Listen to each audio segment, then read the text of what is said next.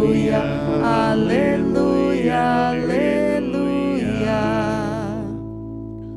O Senhor esteja convosco. Ele está no meio de nós. Proclamação do Evangelho de Jesus Cristo segundo Lucas. Glória a vós, Senhor. Naquele tempo Jesus exultou no Espírito Santo e disse: Eu te louvo, Pai, Senhor do céu e da terra, porque escondestes essas coisas aos sábios e inteligentes e as revelastes aos pequeninos. Sim, Pai, porque assim foi do teu agrado. Tudo me foi entregue pelo meu Pai.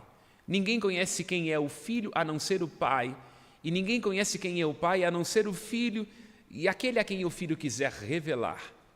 Jesus voltou-se para os discípulos e disse-lhes em particular: Felizes os olhos que veem o que vós vedes, pois eu vos digo que muitos profetas e reis quiseram ver o que estáis vendo e não puderam ver, quiseram ouvir o que estáis ouvindo e não puderam ouvir. Palavra da salvação. Glória a vós, Senhor. Pelas palavras do Santo Evangelho, sejam perdoados os nossos pecados. Amém. Presentifica-se a nós, nessa liturgia, uma das mais belas profecias do grande arauto messiânico, que é Isaías. Nós estamos nos dias em que se espera aquele dia. Estamos indo ao encontro do Senhor que vem. Maranatá, vem, Senhor Jesus. Ninguém como Isaías apresenta em suas palavras. As palavras têm tessitura, têm sabor. Ninguém como ele coloca no sabor da nossa alma estas profecias da vinda do Messias. Fala no primeiro versículo: naquele dia, o dia que esperamos, nascerá uma haste do tronco de Jessé, e a partir da raiz surgirá o rebento de uma flor. Sobre ele pousará o Espírito do Senhor. Isaías profetiza, o Evangelho numa imagem plástica apresenta o Cristo, Jesus, o ungido, Christos, a tradução grega do Mashiach, Messias no hebraico, aquele que é revestido do Espírito do Senhor. Este que é ungido é um ramo que sairá do tronco de Jessé. Isaías está aqui flertando com as aspirações mais profundas do povo de Israel e também a nossa. Está cantando uma paz definitiva e um novo paraíso. Esta é a perspectiva bíblica. As promessas despontam para dar esperança, para assim ajeitar e restaurar o projeto de Deus que foi obscurecido pela desobediência dos nossos primeiros pais. Portanto, o que vai dando ordem e devolvendo consistência ao projeto de Deus, que foi avacalhado pelo pecado, são as promessas do Senhor Deus, particularmente esta, diante da qual estamos, a promessa de Davi, de um reino estável. Estável porque justo. Isaías está aqui brincando com sua poesia e com a sua profecia, mostrando que no meio dos anseios mais legítimos de um povo exilado, revela-se o Senhor Deus de Israel, cuja palavra não passa sem antes tudo florir. Pois bem, canta a paz definitiva e um novo paraíso. A primeira leitura é ecoada pelo Salmo 71, 72.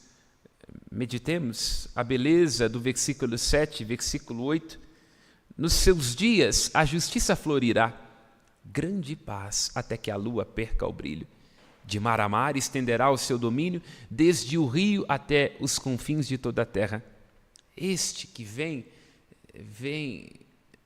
brotando como uma haste no tronco aparentemente sem vida de Jessé, é aquele que libertará o indigente que suplica e o pobre a qual ninguém quer ajudar. Terá compaixão do indigente, do infeliz, salvará a vida dos seus humildes. Aquele que é rebento, e temos que trazer à nossa mente a imagem de um tronco que a gente corta, assim, com o desejo de não ter mais uma árvore, e quando a gente se assusta, a partir daquele tronco cortado, brota uma pequenina, um pequeno rebento, que se não estamos atentos faz ressurgir a árvore inteira. Assim é a promessa feita a Davi. Não obstante o contexto seja de exílio, de descrença, por que não dizer de desamparo, o Senhor renova no coração de Israel a sua promessa e também nas nossas. O Deus de Israel promete e cumpre. O centro desta profecia de Isaías converge, faz convergir a imagem de um governante justo, porque as profecias messiânicas tomam corpo nas Escrituras na medida em que há uma decepção com os governos e com os reinos deste mundo. A essência do poder é o abuso, lembra Immanuel Kant. Portanto, todos aqueles que são poderosos tendem cedo ou tarde de serem vítimas da própria sede de poder. O poder atrai o pior, corrompe os melhores, nos faz ser vítimas de nós mesmos. Não será assim com aquele que vem como raiz de Jessé. Ele, em sendo ungido pelo Deus Altíssimo, não desconsidera os pobres, porque está cheio do Espírito do Senhor. O Espírito do Senhor, que é Pai dos órfãos e das viúvas, protetor. Tanto mais o amor pulsa em nossos corações, desidrata-se a sede de grandeza, e nós nos assemelhamos a Deus, que, em sendo Deus dos deuses e Senhor dos senhores, não faz acepção de pessoas, mas ampara o órfão e a viúva, ama o migrante. Sobre este que é o ungido, que vem do tronco de Jessé, repousa o Espírito do Senhor, Espírito de sabedoria, discernimento, conselho e fortaleza, Espírito de ciência e do temor de Deus. No temor do Senhor encontra o seu prazer, ele não julga segundo as aparências. Não é como os juízes deste mundo, lembra Hamlet, onde o preço do crime compra a sentença. Não decide porque ouviu dizer, mas traz a justiça para os que são humildes. E assim, a justiça é o cinto que circunda a sua cintura, diz o versículo 5, e tem como manto o emet, a fidelidade. A justiça é, pois, a grande virtude daquele que governa em nome do Senhor. E deve ser também a cada um de nós, porque todos, em menor ou maior proporção, governamos nossa casa, nosso ambiente de trabalho, governamos nosso condomínio, governamos nossa pastoral. Portanto, a essência de um governo segundo o coração de Deus é a justiça, porque Ele mesmo é a fonte da justiça e do direito. A justiça é o compromisso e a aspiração convergente de toda a humanidade. Nestes tempos de tantas divergências, de tanta diferença de opinião, onde a gente sofre para poder se encontrar e se encontra num minuto e depois se desencontra, porque temos personalidades conflitantes, pontos de vistas diferentes.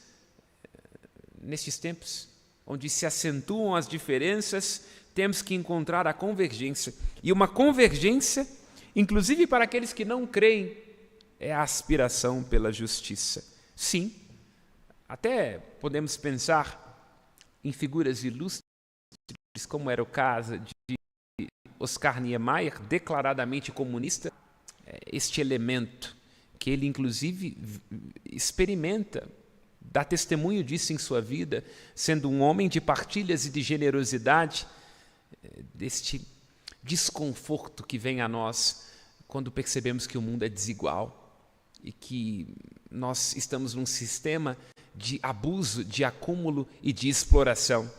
Não estou aqui, não se apresse, apregoando o comunismo. Nós, olhando para as Sagradas Escrituras, olhando para a intrepidez e a eloquência dos profetas, entendemos que não precisamos de um referencial marxista para entender que sobre os pobres repousa a graça libertadora da história e que o Deus de Israel é libertador também da violência e da opressão. E se não quiser que continuemos pregando isso, apesar de nossas incoerências, nos deem outras escrituras e outro evangelho. Sim, o Evangelho de nosso Senhor Jesus Cristo, do Deus de nossos pais, ele empreende uma crítica social, porque se sobra em alguma mesa, porque se há excesso e acúmulo num governo, numa igreja, significa que o que sobra aqui está faltando a alguém. Portanto, este compromisso da justiça é uma aspiração convergente de nós que cremos no Deus de Israel, que nos convida a ver o rosto do outro como uma significação sem contexto. O rosto do pobre, lembra Emmanuel Levinas, filósofo judeu, é uma exigência ética, não é?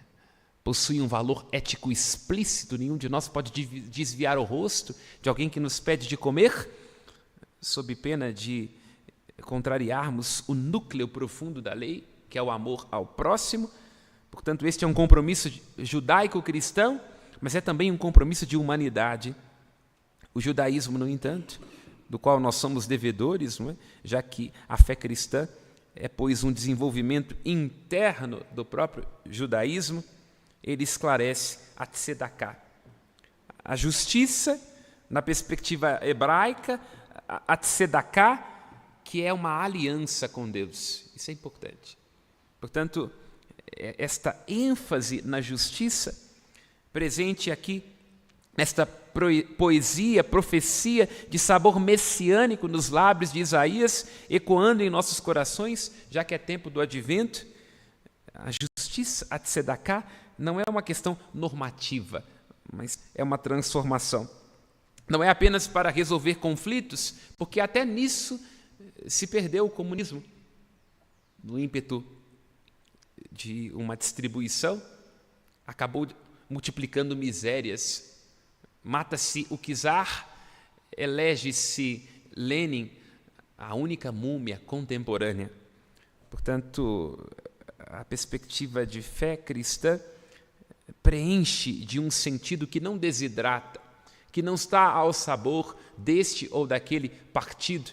Não é apenas uma questão de ser companheiro ou companheira, mas de nos despertarmos para o refazimento da criação, a consciência de que nós nos irmanamos e de que somos devedores uns dos outros, da caridade, da generosidade. Portanto, não é uma questão normativa e jurídica, essa tzedakah, essa justiça, não é apenas para resolver conflitos, porque os conflitos se multiplicam, quando nós, em nome do partido e de nossa ideologia, matamos, nós acabamos instituindo um ciclo sem fim de revanche. Não, é uma restauração naquilo que nós e que nossas relações temos de mais íntimo. Assim se refaz a criação e toda a terra se enche da plenitude divina. É o que está aqui apresentado no versículo 9. Não haverá danos nem mortes. Não se trata de uma vingança sem fim, onde nós reivindicamos. Não, é uma restauração, uma transformação a partir de dentro, a partir daquele conhecimento, assim cremos, de Deus, experiência de Deus e a dar, encontro com Ele, da aliança feita com Ele, enche-se toda a terra, que está repleta do saber, do sapere, do sabor de Deus, tanto quanto as águas que cobrem o mar. Vejamos, irmãos e irmãs, insisto nisto, neste tempo onde se multiplicam as razões nas redes sociais, onde todo mundo tem certeza e ninguém mais idiota do que aquele que tem certeza, a internet empoderou os imbecis, lembra Humberto Eco, onde todos nós tendemos a querer fazer justiça com as nossas próprias mãos e com o nosso post, onde cada dedo é uma sentença, onde nós nos julgamos árbitros do mundo, das decisões jurídicas, da política, da igreja e da história. Abramos àquele que é o único justo, para além de nossa justiça. Que a nossa justiça não seja como aquela de Pascal, divertida justiça essa que o rio limita. Verdade aquém dos Pirineus, erro além. Não é a justiça que é a acomodação dos nossos conchavos. Não é justiça para os outros e complacência para nós. Não. É a justiça que vem do encontro, da experiência, da aliança do conhecimento de Deus. A justiça de Deus é certa, porque não faz acepção de pessoas, não se julga como o que se vê. Deus conhece o íntimo. Portanto, a justiça em Deus institui no exato momento a misericórdia. É isso, né? No momento em que falham os juízos humanos, em que os nossos cálculos não dão conta, em que o outro merecia a nossa vingança e nossa revanche, a justiça de Deus transborda, excede, preenche de sentido. Ela é preenchida de sentido pela misericórdia, de modo que se acomodam as tensões. Nestes tempos de tantas tensões, temos que nos abrir ao encontro do Cristo. O Cristo que faz o lobo e o cordeiro viverem juntos, o leopardo deitar-se ao lado do cabrito, o bezerro e o leão comerem juntos, à esquerda, à direita, quem é progressista, quem é mais conservador, em nome da unidade.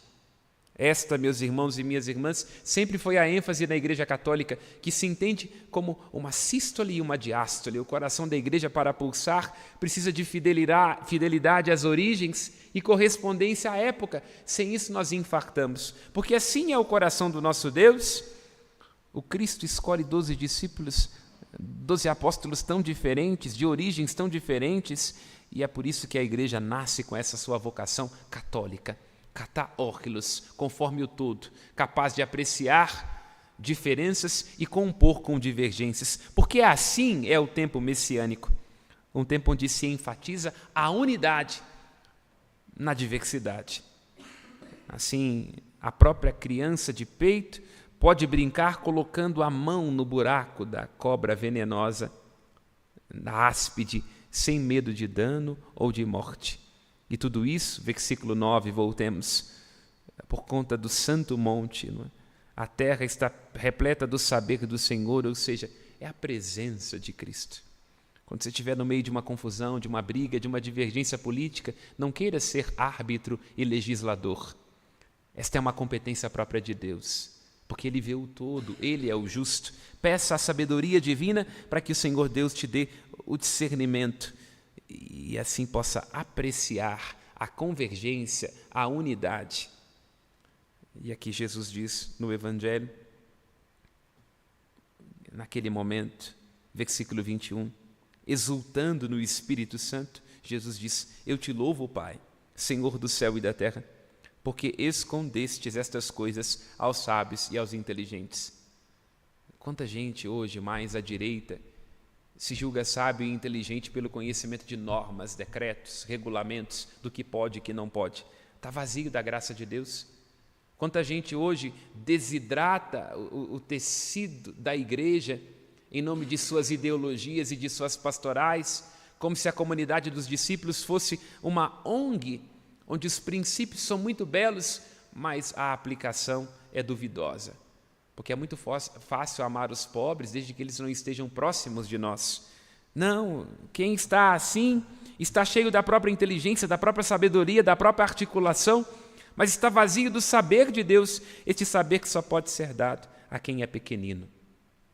Este é o aprendizado do tempo do Advento e da Páscoa. Temos que nos apequenar. É preciso que ele cresça, vai dizer João Batista, e que eu diminua. Não queiramos ocupar o lugar de Cristo, sermos sábios demais, juízes, legisladores. Este mistério é revelado a quem desconfia de si. Os Anauim, no Antigo Testamento, os Anauim, os pobres, aqueles desamparados, o órfão, a viúva, preenchidos da graça de Deus. Os Ptoroi, no Novo Testamento, os desajustados, Maria, a jovem de Nazaré, Isabel, Zacarias em suas incertezas, José, que ama na desilusão, Simeão, Ana, os pobres, os coxos, os cegos, os aleijados, pequeninos, que têm acesso ao mistério escondido. Alguém que não quer que Deus caiba na sua cabeça, no seu esquema mental, em sua pretensão, mas que se abre àquele que surpreende, aquele que nos maravilha com a sua graça, aquele que se torna íntimo quando nós os tememos, aquele que só pode dar-se quando nós os esvaziamos de nós. Peçamos neste advento caminhando em direção ao Natal, ao encontro daquele que vem, a graça desse despojamento. Menos certezas, menos riquezas, menos ideologias, menos pretensão, mais despojamento.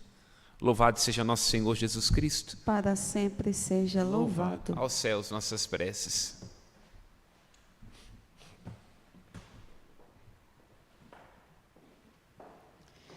Responderemos juntos: atendei-nos, Senhor. Atendei-nos, Senhor.